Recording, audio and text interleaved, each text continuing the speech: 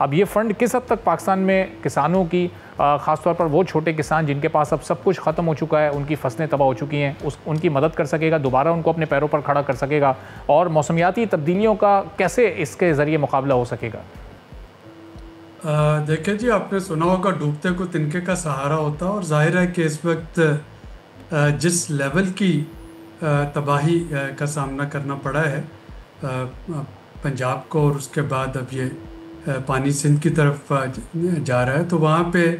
एक जो major victim है वो हमारी एग्रीकल्चर है, वो हमारी फूड सिक्योरिटी है। खड़ी फसलों, स्पेशली खरीफ की जो फसलें हैं उनका जो नुकसान है, अब ये नुकसान जो है जो दुगना हो जाता है। एक तो ये कि जो इस साल की पैदावार थी चावल की या मकई की या कमात की, खरीफ की फसलों की, उसमें कमी। दूसरा, किसान ने यही फसल बेच के उसने अगले साल गंदम की तैयारी करनी थी। तो अगर ये खरीफ की फसल जो है ये मुतासर होती है, तो ज़ाहिर है कि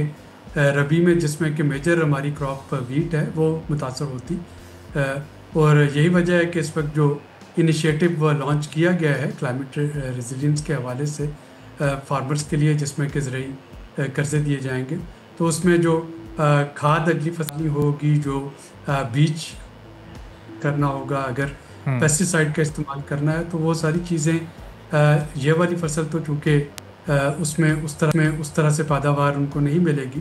तो बड़ा टाइमली इनिशिएटिव है। और देखना ये होगा कि उसकी रीच कहाँ तक होती है और कितने जो किसान उससे मुस्तफ़ीद होते हैं। इसमें यह भी देखना होगा कि जो शेयर क्रॉपर्स हैं, जो कि हिस्से पे काश्तकारी करते हैं, या जो टेनेंट्स हैं जिन्होंने ज़मीन ठेके पे ली होती है, वो इससे कितना फ़ायदा उठा सकते हैं। क्योंकि एक जो फ़िल्टर लगता है वो ये लगता है कि इस तरह की स्कीम से फ़ायदा उठाने के लिए आपके पासबुक हो, आपके पास अपनी ज़मीन की मलकियत का सबूत हो, तो क्या ये स्कीम जो होगी वो सिर्फ उन्हीं लोगों को फ़ायदा देगी जो कि ज़मीन के ओनर हैं, या जो कि अक्सरियत जो कि टेनेंट्स हैं या शेयर क्रॉपर्स हैं, हिस्से पे काश्तकारी कर रहे हैं, या वो उन्होंने ज़मीन ठेके पे हासिल कर रखी है, उनको भी इससे फ़ायदा मिल सकेगा। और अगर उनको फ़ायदा मिल सकेगा तो इसको अब्यूज़ से कैसे रोका जा सकेगा। सब्सक्राइब करें और बेल दबाएं ताकि कोई खबर रह न जाए।